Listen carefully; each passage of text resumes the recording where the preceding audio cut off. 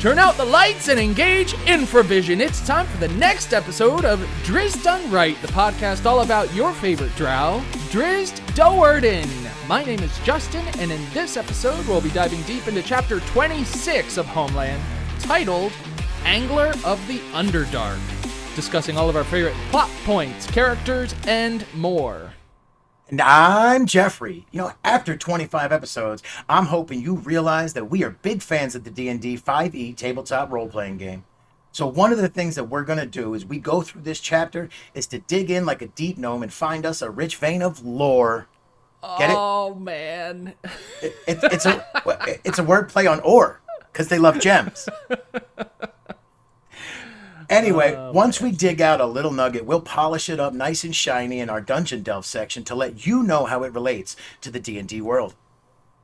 Yes, after 25 episodes, I'm sure everyone knows how big of fans we are of D&D. I'm also assuming that Hopefully. by this point, everyone knows that they really should be reading along with us.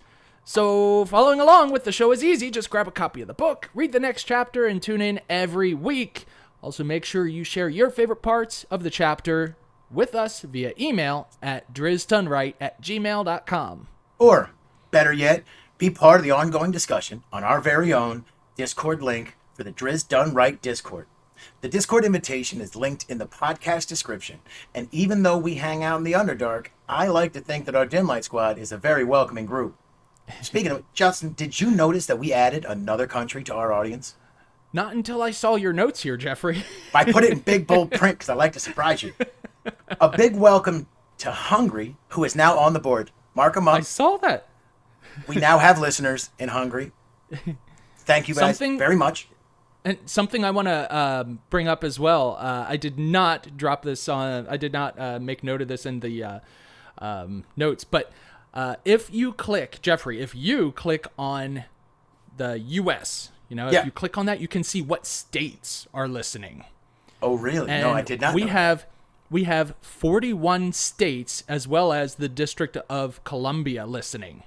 Nice. Well, see, I am very close to the District of Columbia, so I like to spread my influence around and make sure that all those people are listening. Yeah, so actually our largest population of U.S. listeners comes from Minnesota, which I thought was interesting. Yeah, I like it. I don't think I've ever been to Minnesota. I've been to Wisconsin. I opened a P.F. Chang's in Wisconsin, little town called Appleton. Yeah, nice. It's the town was most known for that How to Make a Murderer on the Netflix the Netflix show. I walked in and I was like, wait a minute, Appleton is near Waukegan, Wisconsin. Is that the place where the guy did the? They're like, yeah. I was like, oh no. Oh, that's cool though. So for all you listeners, come on in, be part of the discussion that goes beyond the page. You'll find the latest updates about this show there, as well as a whole bunch of the different channels that we've put together. We have the fan art page where we like to showcase the talents of the Dim Light Squad. We have a creature feature page where we highlight some of the denizens of the Underdark.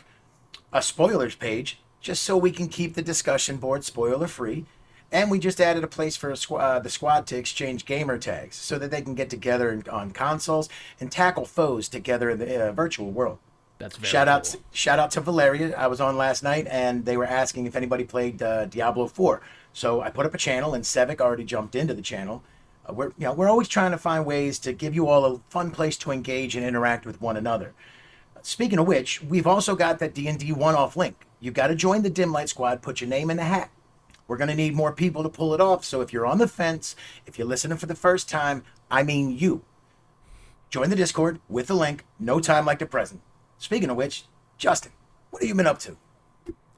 Oh, man. The house is quiet, Jeffrey. Oh. And I'm sure yours is too. Not that your wife is necessarily very loud, but I don't have kids right now. They're over at the in-laws. Uh-oh. And my wife is down in Orlando at Universal. And so it's quiet. That's a coincidence because my wife is also down in Orlando. No, what? Yeah. Wait. Oh, that's so weird. Did they go together? They should totally meet up if they didn't go together. For those of them listening, our wives are sisters and they both went down. They're having a great time on vacation. By the time you've all heard this, they'll already probably be back having a great time. Probably. But No need to not enjoy the quiet. And I'm gonna get some gaming in this weekend. Watch some movies. The stuff that Elizabeth doesn't normally like to watch. Like the heavy sci-fi nerdy stuff. Like oh yeah, like I was just watching the Crystal Skull last night, Indiana Jones. I'm trying to get through all of them before the next one comes out. Nice. It was not my favorite, the Crystal Skull. I don't remember a lot of it. I watched it back when it first came out, but going through it now, I'm just like, I don't remember any of this. I want to rewatch them for the same reason. Like me and Elizabeth just went through all the Fast and Furious movies so that we could go see it in the movie theater. So hopefully try to talk her into the Indiana Jones movies. But no, I was a huge fan of number 2 and number 3. Those are my sweet spot ones. Like for the Crystal Skull, I like Shia LaBeouf, and then he went crazy, and well, I guess he's still crazy. But I totally forgot he was in the movie. Here he comes like riding in on a motorcycle. I'm like, what is that? What? Yep. What's his name? Mutt? Yeah. Yeah, Mutt. Yep. Very cool. All right. Well, let's see. Episode 25 here. Let's go ahead and start things off 26. the way we... Oh, 26. Man, 26. Yes. We did 25 episodes, so that makes it 26 that we're on now. This is the 26. Let's start episode 26, the way we always do, with the Drizzt.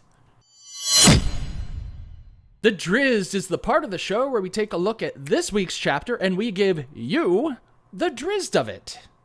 So this week, Matron Malice has ordered the entirety of House Do'Urden to remain within the family compound. Now that she knows the identity of the house that is plotting against them, and that they're planning to attack soon, she's not about to take the chance of anyone being assassinated. She needs all the help she can get to defend the house. In fact, she probably has like a buddy system set up with the entire house to ensure that no one goes wandering off the property. She especially has her eye on... Huh? What do you mean Drizzt isn't at home? Did he go out through the bedroom window? He just snuck out. Drizzt is in fact... I mean, I would argue that Drizzt is in fact at his home. Just his home away from home, right? Because he's out on, quote, patrol in the Underdark. He's not even really out on patrol, though, right? He's out where he spends the time on patrol. Exactly, yeah. Right, so he's on kind of like personal patrol, right? He's more comfortable out there. That's his home away from home. So... but what's he doing while he's out there? Well, like almost every other chapter, he's deep in thought. This time he's thinking about the fact that Zack is his true father, and he comes to the realization that for Zack's entire life, he's been living this certain way, just like kind of hiding under the radar and killing Drow when he needs to, but not... He's like just not a part of the society, right? He's just doing what he can to survive. And Drizzt is wondering, like, is he doomed to have the same life? Of course, he doesn't want to, but what other choice does he have? Would he wander through the Underdark until he got picked off and eaten by some monstrosity lurking in the shadows? Foreshadowing. He surely wouldn't want to live on the surface where his eyes would be burned out by the ball of fire that's up in the sky. So, let's leave Drizzt to his thoughts for a while. Let's jump on over to Massage. Massage has a sneaky yet a cowardly plan. Matron Sinofe has instructed Massage to kill Drizzt, and Massage has just figured out a foolproof way to ensure that this happens. He's going to send Guinevere to get the job done. Surely Drizzt wouldn't be able to kill the cat, and even if Drizzt was able to kill Gwen, Massage knows that there's no threat of losing the cat as long as he holds Gwen's stone. I mean, if Drizzt does somehow dispatch the cat, Massage can just summon Gwen all over again. Yep. It's like what is it? Like unlimited lives, just repeat, go again, push again, push again. Well, unlimited as far as we know, but true. At least, like it's got a cooldown cycle, but you're right. We don't know if there's like 75 charges in it or something. Right, yeah. Exactly. I mean, they say that cats have 9 lives, right? Hey, not yet. I don't know. Meanwhile, Alton is lurking in the shadows near Massage. He hears his plans and was just disappointed that he's not going to be able to witness Drizzt's death. I mean, for what? 3 decades at least, Alton has been plotting to kill his house's murderers, and now he won't even get to witness the death of the one person that he wanted to see most of all. Which I gotta say, when you stop and think about it, I really don't know why Alton is so fixated on Drizzt, other than the fact that it's really the only Do'Urden he knows. Right. I mean, the only thing I can think of is just he saw how successful he was, and I don't know. Right. I don't know. Because it's like, even if like if Alton does just a little quick bit of mental math, he'll realize Drizzt was not old enough to have really any part in the attack on his house. But it's exactly. Like Alton just has this fixation where it's like Drizzt has to die. Drizzt has to die. Perhaps he's the weakest. You know what? maybe Alton is just, enraged, and his mind's a little bit broken by all the rage that he's been carrying over the years. And really, Drizzt is that target of opportunity, and he just lavishes all of his hate right on that. Right. Maybe. But I mean, I can't imagine he views Drizzt as the weakest. He is the youngest, so maybe he's just like, he's the youngest, he's the weakest. But, if he actually saw Drizzt in action, he would know that he's not the weakest. Like, you would think, being inside of, like, Sorcerer and seeing the other masters and stuff, that he would have bumped into Dinan more than Drizzt. You know what I mean? And you would been think, like, well, Dinan is old. I bet you Dinan had a hand in my... No, he doesn't. Well, I've never seen him plot to kill Dinan yet. Yeah, it's interesting. That is very interesting. So... Alton, however, was, he was, again, disappointed that he's not going to be able to see Drizzt get killed, but he was comforted by this magic wand that Matron Sinafe had gifted him a couple chapters ago, right? So, and it's like, I picture like one of those weird Harry Potter moments where he's just fixatedly staring at the wand, like... Right. So, and, it made it, he looks forward to the day that he actually has to use this thing. And I'm just like, I do too, because I'm like, oh, maybe I'll make this my dungeon delve. I'm like, I can't make this my dungeon delve because he didn't actually use it. I don't know what it does, and I don't want to look it up yet, It's funny you say that, because I stopped and went, oh, a magic wand. It's like, wow. I mean, that's pretty generic, and I'm not sure I'm going to find anything that helps me with magic wand. Right. I mean, you could, I'm sure, look it up, because it's gonna come back, right? It's gonna come back, or else they wouldn't be highlighting it like that. So, anyway, that's Massage and Alton. Let's go back and check in with Drizzt. He continues to be deep in thought when all of a sudden he feels something wrap around his hands, restraining him from reaching his scimitars. Like, he's just looking at his scimitars like, well, there's nothing he can do. Really nice. It's like, they're right there, and if he could just reach them, he would be safe. But, oh well. So the tentacles quickly yank Drizzt's arms up and start carrying the Drow toward the ceiling of the enormous cavern. I think it does make note, saying, like, he's halfway up at one point, he's 30 feet up in the air. So what, like 60 feet up, right? Yeah. The tentacles quickly yank his arms up and carry him up, and Drizzt recognizes pretty quickly what has happened. A cave fisher has captured his next meal, or its next meal. I don't know that it's a boy, but Drizzt tries to escape, but it's useless. He eventually accepts that he can't do anything right now, and he just has to wait until he reaches the creature to fight for his life. Like, how terrifying is that? Yeah. It's like, you see the tentacles probably... Well, he has infravision, so I'm sure he can see up pretty far. But for us, we would be looking up and we would just see the tentacles disappearing up in the darkness above us. And we're just like, what's up there? It's a filament. So, like, really what it is like a spider strand of sorts. Oh, interesting. That comes down. Think of like a... and it's just like sticky. Anglerfish that has the light bulb in front of it, and it baits them in. Same idea, but it spits this like sticky web out, like drips it down, and then that's why it says he was leaning against it, and suddenly realized it wasn't stone. Then he reached back to grab it before he realized his mistake, and his hands got bonded to it as well. That's why he was like, man, my guess I can't reach the scimitars now. So then is that what happened? Okay. Yep. Okay. And it makes this weird reference that caught me, where it was like, well, I'll just wait until it pulls me up to eat me, and I'll kick it in the face if I have to. Yeah. Like, I'm not going to make it easy. I was like, you know what? That's great from Drizzt's standpoint, that he's going to fight for every inch of life he has. But man, could you imagine being like, well, this whatever this is, because I don't know if he knows what it is yet. This whatever it is going to yank me up, and well, I'll kick it. Yeah. Like, that's your only You're only, oh man. Well, he did have an encounter with one before when he was on patrol, but it like escaped before they had a chance to kill it. I know he had the hook horrors. I didn't know if he ran into a cave fish. No, it wasn't in the book, but in this chapter it did mention that. Oh, okay. So he at least recognizes what it is at a certain point, and so I don't know that he necessarily knows how to dispatch it because I don't even know if that makes it any better. Now he just knows what he's Right. what's in store for him. Like, ugh. Right, but he never actually fought one before, so it's like, ugh. So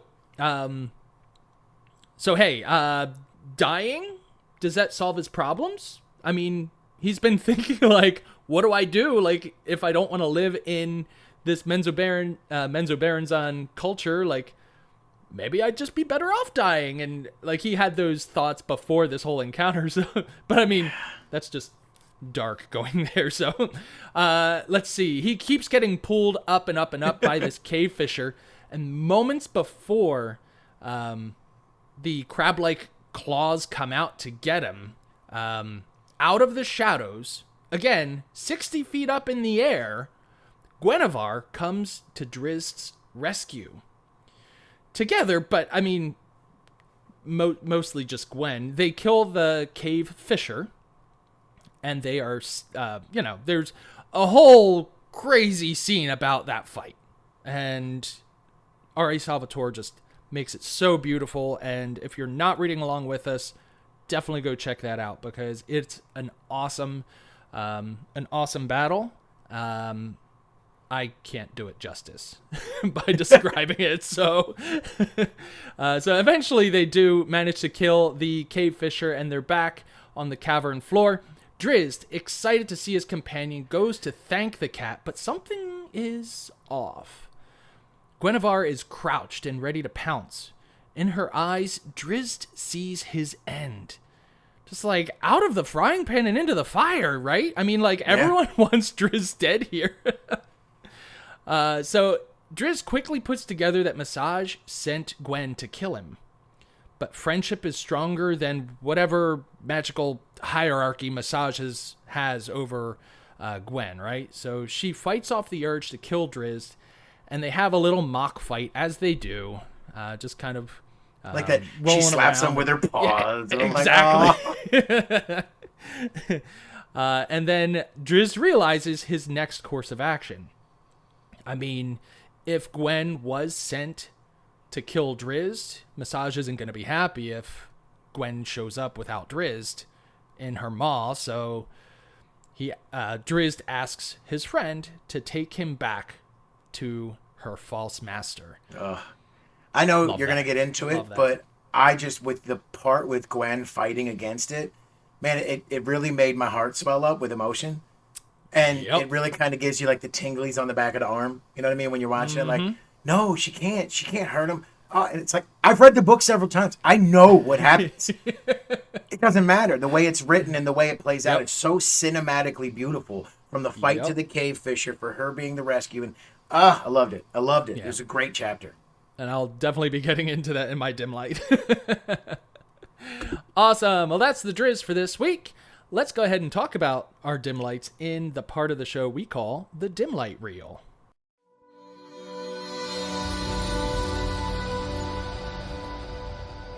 The dim light reel is where we cast darkness on our favorite parts of the chapter and dim light all of our favorite characters, events, descriptions, and more.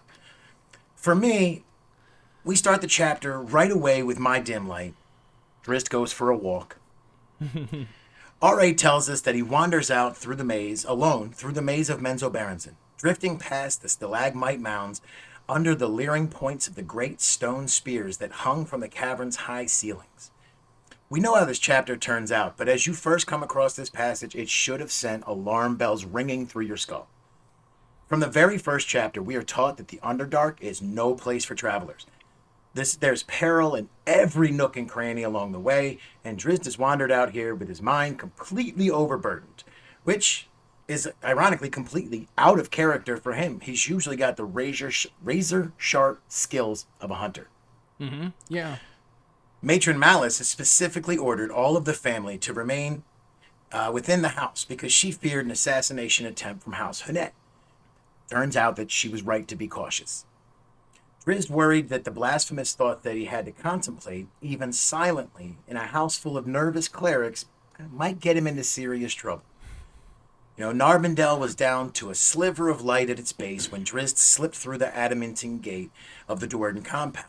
The silence seemed like the crouched hush of a predator that was poised to drop upon him from behind every one of the many blind corners that he faced on the trek.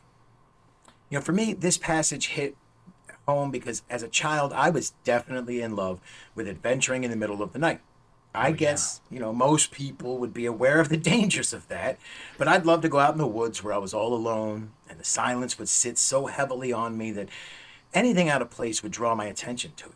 The feeling that you're being watched would set the hairs on my arm upright, but I found that feeling to be tantalizing. Walking along the ledge of the fear that most people decide to stay inside from. Thankfully, I didn't grow up around any cave fishers. Oh, look, you got the little kitty cat on. For those who are on YouTube, Justin's holding up one of the mascots. Say hello. Mm-hmm. There's Tibbs, Sergeant Tibbs. He's not happy with me. He has such a cute little camera face. Now I'm covered in hair. Drizzt needed to find solace to contemplate the day's events, the revelations of Zaknafein, kindred in more than blood. He decided to break all the rules, reckoning that it was the way of the Drow after all, and he headed out of the city, down tunnels that he knew so well from his times on patrol. An hour later, he was still walking, lost in thought and feeling safe because he was still well within the boundaries of the patrol region. He envisioned the future, a time when he and Zaknafein would share, now that no secrets separated them, because they had that talk that Justin was waiting for. Together, they would be unbeatable. They'd be a team of weapon masters, bonded by steel and emotions. House Hanet did not know what they'd be facing. And that made the smile on his face slip because he started then to consider the implications. That he and Zach would cut through the ranks of House Hanet with deadly ease. Through the ranks of Drow elves. Killing their own people. He began to understand the frustration that racked Zaknafein for centuries. He didn't want to be like Zach, living only to kill and existing in a protective sphere of violence.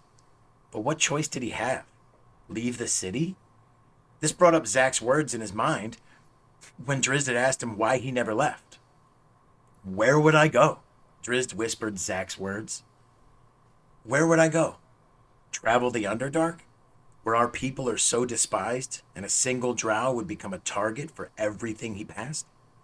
Or to the surface, perhaps, and let that fireball in the sky burn out my eyes so that I may not witness my own death when the elven folk descend upon me. Drizzt was trapped by the same logic of reasoning that Zach was. Where could a Drow elf go? Nowhere in all the realms would an elf of dark skin be accepted. Was the choice then to kill? To kill Drow? This is the other reason that I chose it for my part of my dim light.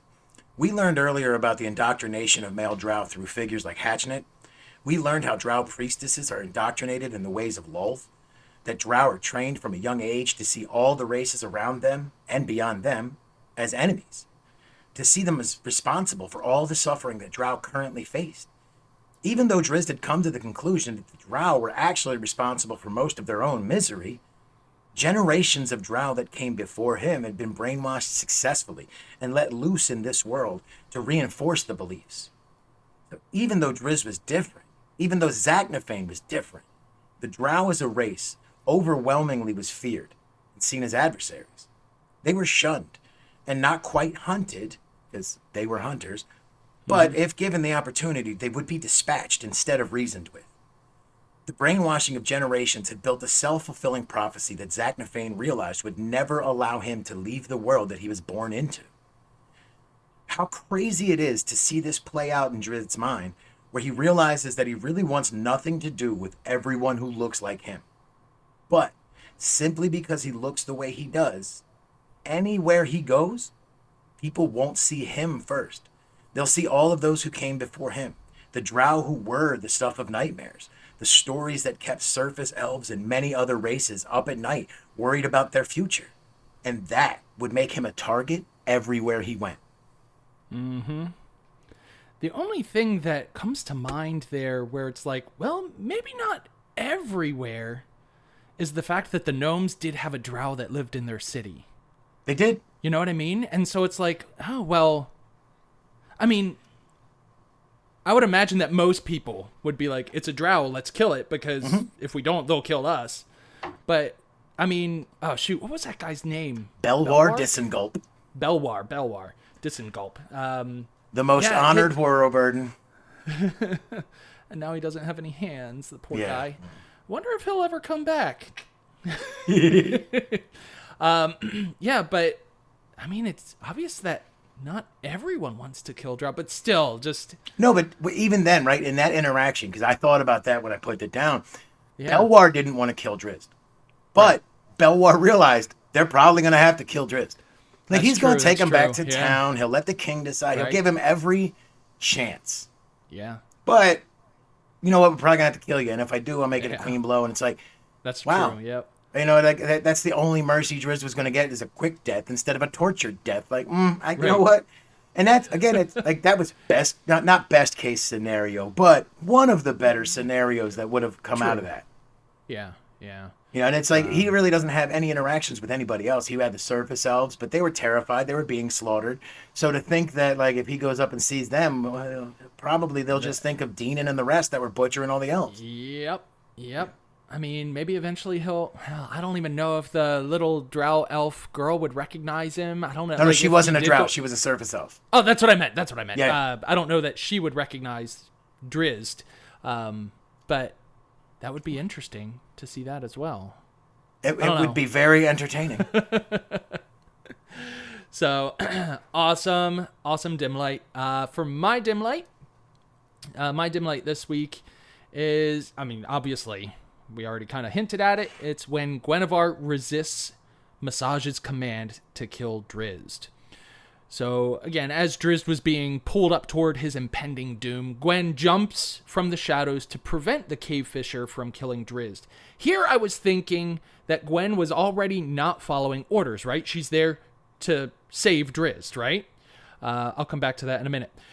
Together, Drizzt and Gwen extinguish the threat of the cave fisher, but when Drizzt goes to celebrate their victory, he's met with murderous eyes and flattened ears from his feline friend.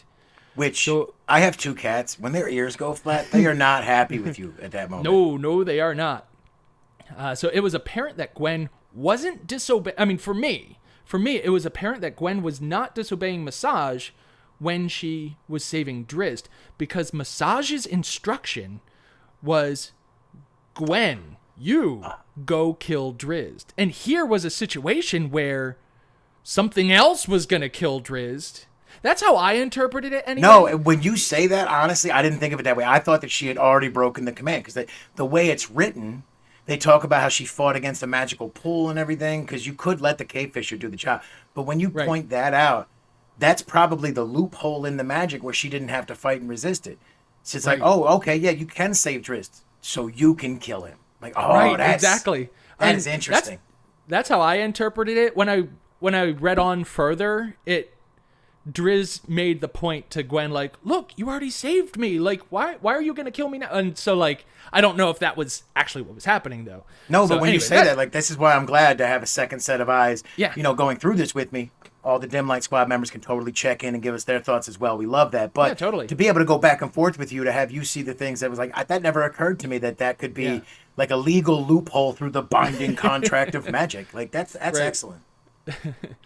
So, yeah, when Gwen took this stance, Drizzt just looked at Gwen with a confused look, and then, bing, this light bulb just went off.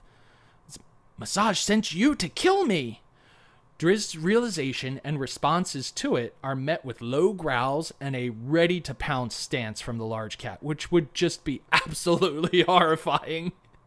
Like, that's, every once in a while we'll go camping up in the Poconos, and, like, mountain lions could totally be a thing up there, they did name the state college after the Nittany mountain lions. Yeah. And so I'm just like, not all the time. I'm not like paranoid about it, but every once in a while, I'm just like hiking around. I'm just like, man, they could be right up the hill over there, just like stalking me, and that would just be terrifying to round a bend, and there they are. Ugh.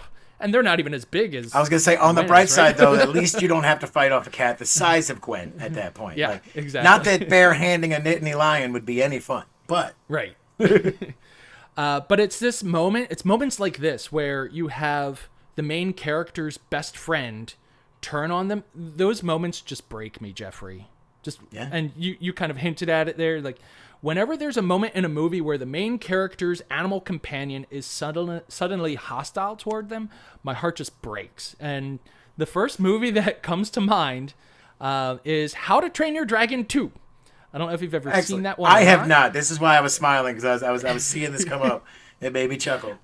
You know, yeah, I mean, what is it? DreamWorks makes really good movies. I kind of feel like I like them a little bit more than Pixar, maybe. Okay. Like Pixar makes good movies, but I mean like Kung Fu Panda and How to Train Your Dragon. Like I love those movies. So, but yeah, in the second one, Toothless, the dragon, gets hypnotized by the bad guy basically, and Toothless's pupils just turn to thin slits because he has like cat eyes, and he turns toward Hiccup, the main character, his buddy, right?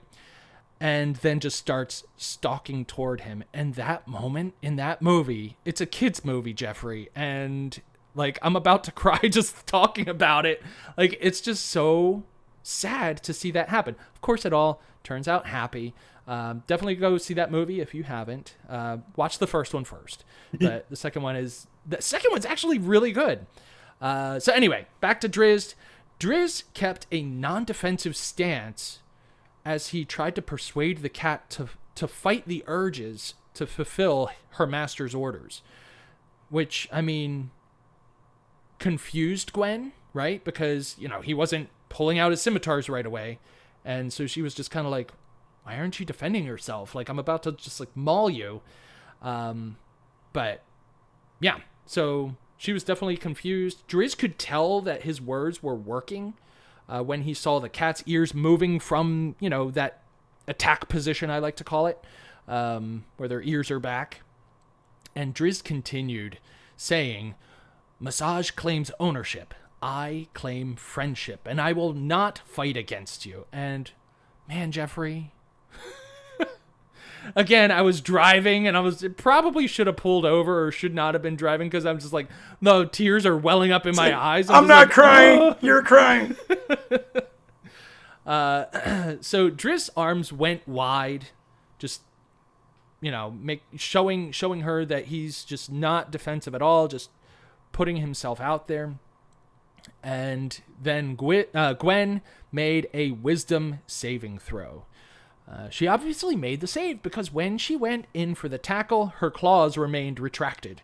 The pull from Gwen's emotions outweighed the pull from Massage's orders, which is just so interesting because you would think that there would be some... I mean, I'm referenced she made a saving throw, a wisdom saving throw, but you would think that, like, the magical connection would be just too strong, but obviously her love for Drizzt was just outweighed whatever magical order was on her. Yeah, and, you know, they've made reference several times to how she seems to understand him, how they seem to have an unspoken bond and connection. And this is just one of those moments in the chapter that really reinforces that, like, Massage calls her a mindless animal.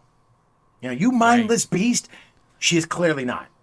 Guinevere clearly is struggling with that conflict as she goes back and forth with Drizzt. And then at the end where she leaps up and bats him around playfully, which, I mean, he's still got to take like a 1 HP hit there, right? She's big. You know, it doesn't hurt much, but maybe leaves a bruise. Yeah, you would think so. Bludgeoning damage there. It really does serve to reinforce the personality of Guinevere, the actual individual, not the magical figurine, not the extension of Massage's will, but Guinevere. Yeah, and I think that's beautiful. That's what really it hit home, because you see her here as an independent thinking being. It's great. Yeah. It's not quite so like cool. when Genie got released at the end of Aladdin, but again, I also tend to equate moments like this to other things, and it is though. It's like you find out like, oh, I just want to stand up and clap, and it's like, Yeah. like, way to go, way to go. Like you don't have to keep following that path, and it's just it was beautiful. Yeah, I was totally thinking of Genie and Aladdin as well, because it was like, when Jafar gets the lamp, then all of a sudden Genie's just like, well, he's the master. Sorry, like there was nothing you could do. Yeah. But yeah, so it just reminded me a lot of that, and I was like, but no, she's a little different, where she can still make her own decisions if that attraction is there at least. So anyway, that's my dim light for this week, because that moment was just so beautiful, terrifying, but just so beautiful. So that's our dim lights for this week.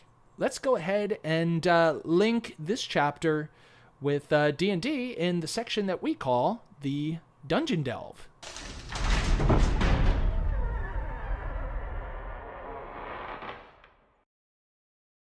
The Dungeon Delve is the part of the show where we link this chapter to our favorite tabletop role-playing game, which is Dungeons and Dragons.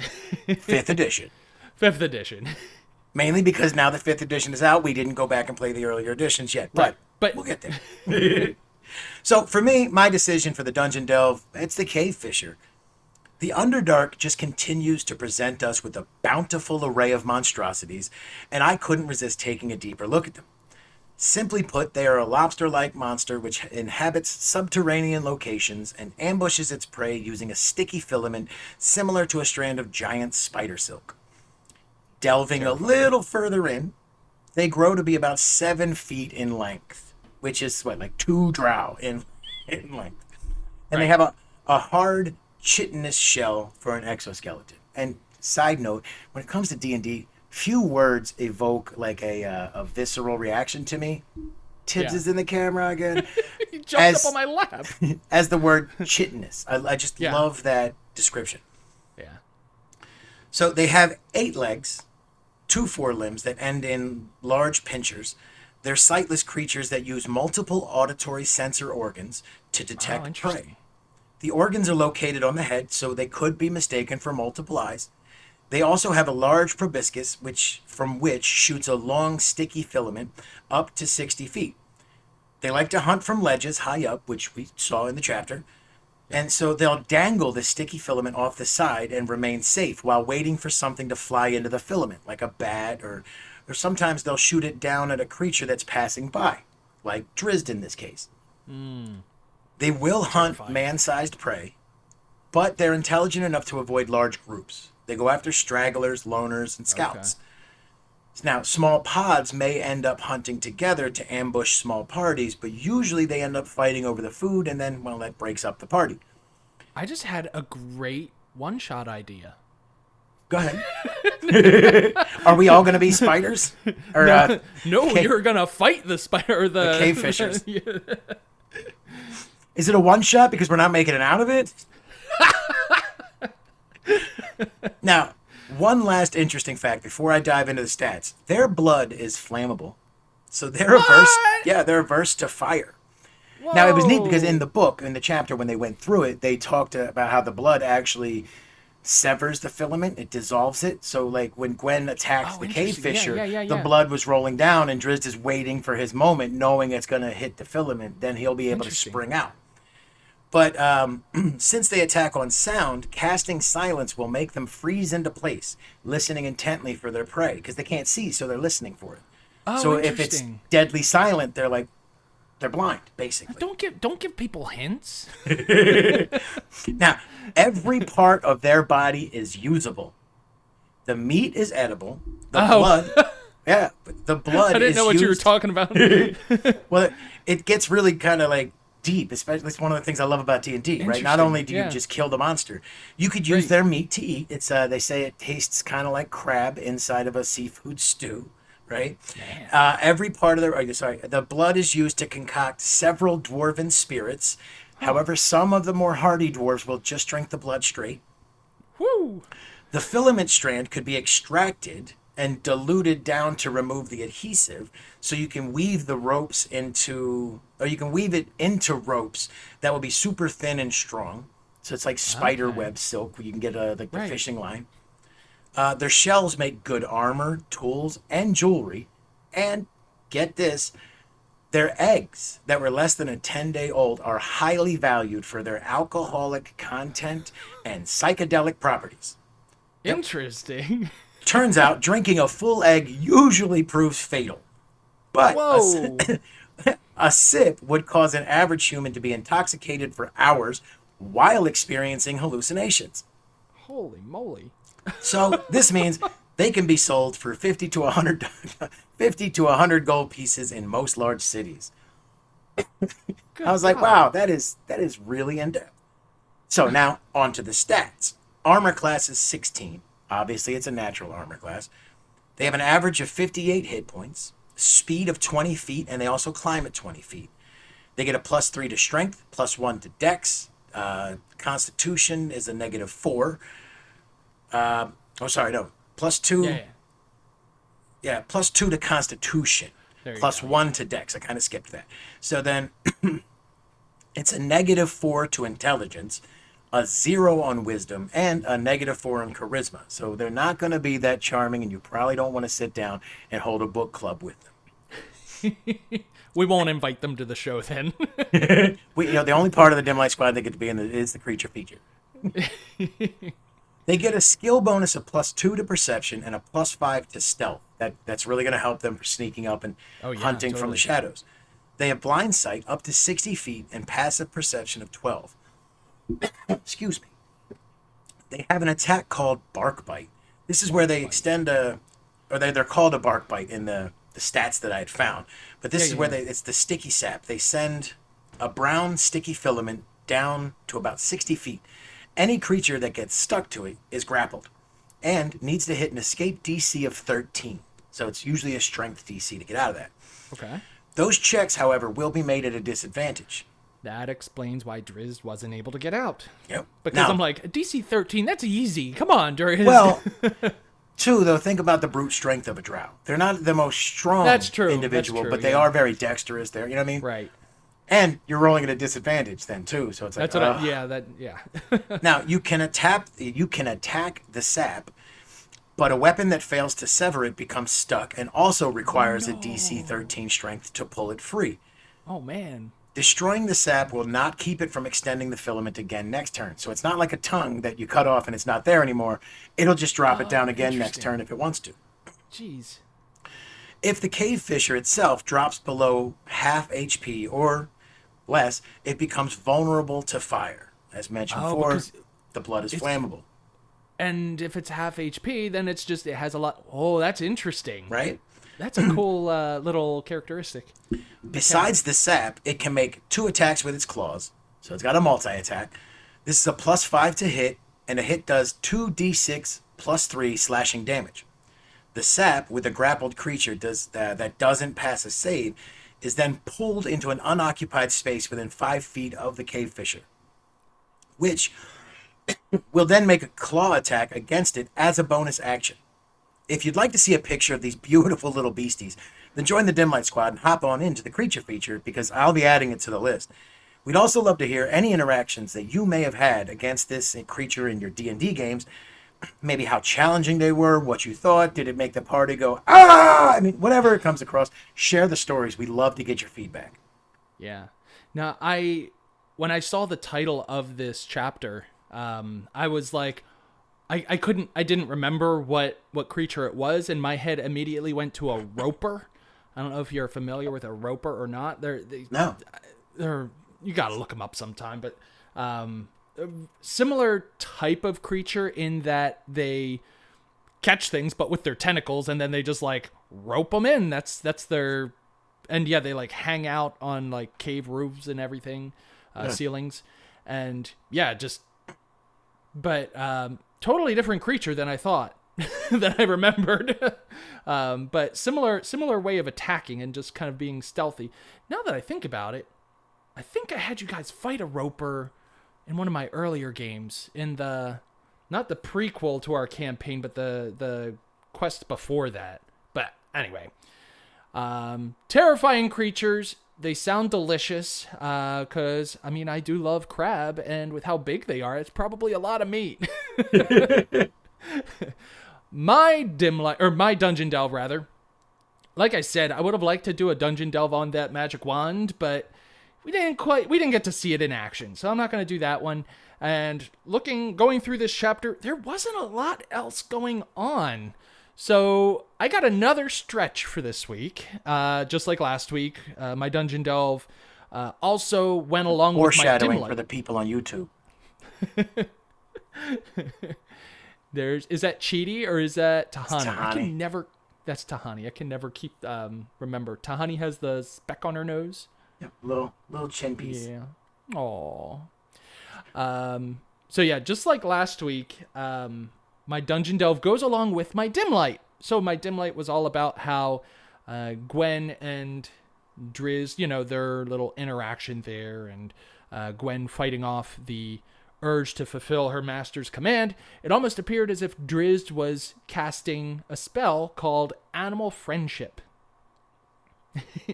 So I wanted to talk about the spell here.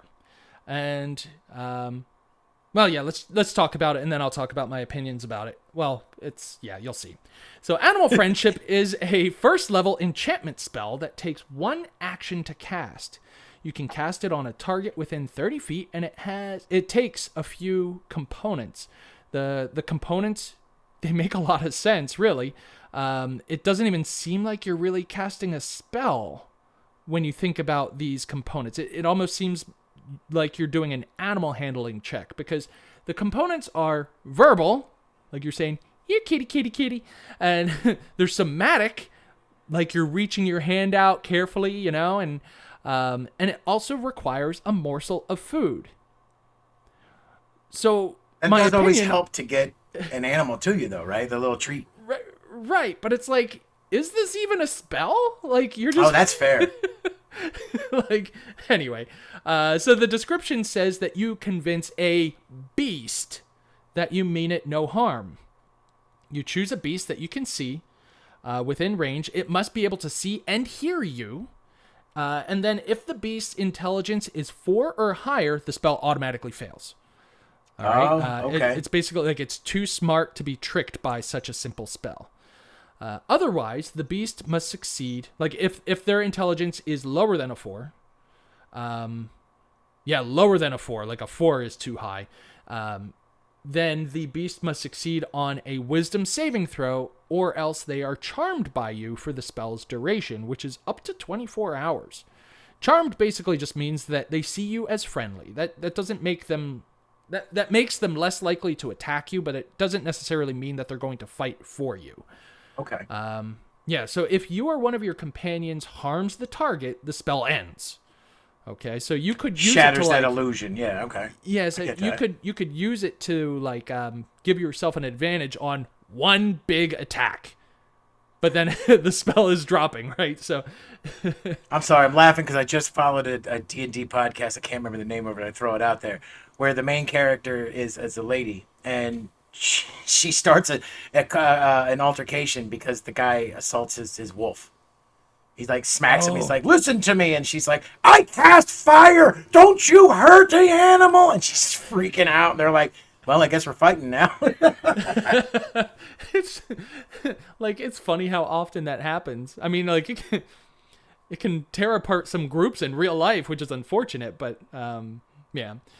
So let's see. Yeah, don't hit the target unless you want the spell to end. And then at higher levels, you can target an additional beast for every level above first level that you cast it. So if you cast it at 4th level, then you can cast the spell on 4 beasts. So, like I was saying, this honestly doesn't even sound like a spell to me. So you're literally holding food and going, "Here, kitty, kitty, kitty," right? And like holding it out. So I don't. It's like, when would you actually use this? The only time I could really think of when you would use it is if you, as a wizard or some magic user, you have a really high spell save DC. in that case, it might be better to cast this spell rather than try an animal handling check. Maybe you're not as good at those. But that seems to be the only time that you would necessarily want to use this spell. Well, I mean, I don't know. Perhaps you're sitting in a campfire with your group trying to get some rest, and then like a pack of wolves or a wolf comes into your clearing and is clearly not friendly. Maybe it hasn't attacked you yet, but it's growling and it's split. You know what I mean? And so instead of having to worry about that, you cast this spell on it, and you bring it over, throw it a treat, and let it sit by the fire for you. You know what I mean? You're, whatever the case may be, but you try to avoid that altercation. Yeah, but I mean, like, it would be in combat. Similar. I don't really know how you would like. But I mean, it would be very similar if the barbarian who doesn't know this spell just kind of like threw a stake over to it. You know, like it would be an animal handling check. Yeah, but the animal in this case has to save, whereas in the animal handling check, you've got to hit, right? Well, yeah. So very, very small difference. So, one thing about this spell that I would like to dim light is the fact that the spell says that it's only usable on beasts. I kind of highlighted that when I read it before. So this would not work on creatures such as death dogs. Even though they're dogs, they're death dogs. I mean, they do have an intelligence that's less than 4, but they're technically monstrosities. They're not beasts. So even if their intelligence is low enough, they need to be a beast. Like a fey creature doesn't count either. Like a monstrosity, I mean, dragons are their own thing, and they have very high intelligences, so they're not going to be affected. You would carry this if you don't have a druid in your group too, maybe. I mean, having a druid would pretty much nullify the need for the spell. Oh, totally. So, of course, this spell is probably not what's actually happening, because Guinevere obviously has an intelligence that is higher than 4. So, you know, he's obviously not casting animal friendship. She's exempt from it because of that. But also, like, is she even a beast? Because panthers are beasts, but this is a magical panther. Yeah. So it didn't say that magical beasts are immune, right? No, but it also didn't. I guess that's one of those fun things that as a DM they would throw at you, and it really comes up to like how you would split that hair. Right. That's interesting. Well, and as a DM, and like my DM brain turned on, I was like, okay, I know how I can figure this out. I went to the Dungeon Master Manual and I looked up the item that we talked about a number of episodes ago, the figurine of wondrous power, when you were talking about Guinevere, right? And how she was a magical creature summoned by that figurine of wondrous power. And looking there, they do have a stat block for the giant fly. Nice. There's a number of different figurine of wondrous powers. They all summon different creatures. The one is a giant fly, and they provide that one because it's not found in the monster manual.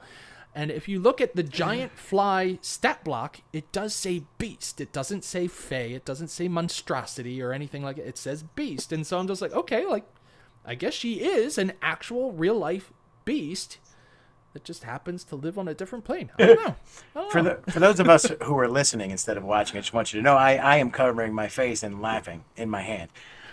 Because all I can think about, without getting too far into, let's say, the sewer of the problem, is what exactly kind of treat would you have to offer the giant fly in order to get its attention? Ooh! Here's some rancid meat. Oh, you went much more highbrow than I was thinking. All right. Well, that is my Dungeon Delve for this week. Jeffrey, I think that's the end of the episode already. No, it's not. It's not? No, we can just keep going. Oh, okay. Let's go ahead and dive into the next section of Wait. I don't have anything else. Yeah, we don't have another section. Darn it. Okay, now, I think that's going to do it for this episode. Oh. Thank you, everyone, for listening. Remember that if you like the show, give us a 5-star rating, subscribe, leave a comment, or even better, share the show. Let other people know that you're reading along with us and listening to us after every chapter, and let them know just how I mean, no, you're right. How awesome we are. Yep. Don't try to hide it. Fantastic. It's a fantastic show, right? Yeah, so make sure that you're getting the most out of this show as well. Make sure you're reading along with us. And of course, I get it. Life can be super busy. Finding time to read can sometimes be difficult. If you don't have time to read, pick up the audiobook, and then once you have a chance to listen to a little bit, give it a little listen. When you've read that chapter, when you've read the next chapter, shoot us an email at drizzdoneright@gmail.com or jump on to the Discord and join in on the discussion. Remember, we would love to hear from you. Oh, man. Beat the drum, bang the gong, light the signal fires, because now we're coming to the end of the episode. We have a link in the episode description that says support this podcast. And for those of you who are able and willing to throw a few dollars at the show, we appreciate it. We're going to use it to enhance the show and, bring more creative projects into the sandbox, aka the Discord. And for those of you, went backwards. The Discord for you all to take part of. Supporting the podcast is how we get bigger and better. So if you can't support the podcast financially, you can always support us by giving us the reviews like Justin said in Spotify, iHeartRadio, Pocket Cast, wherever you listen to this show. Slap a 5-star on there, give us a like on the socials, leave us a comment. That interaction is the lifeblood which helps us to increase our reach and bring even more Dim Light Squad members to the Discord. You can also share us with your friends, your family, your neighbors, maybe the gym members while you're listening, getting your swole on to the audiobook. Don't forget, the best thing that you can do, press play on the next episode when it comes out. We can't wait to see you. Farewell. Until next time, friends, play fair, be well.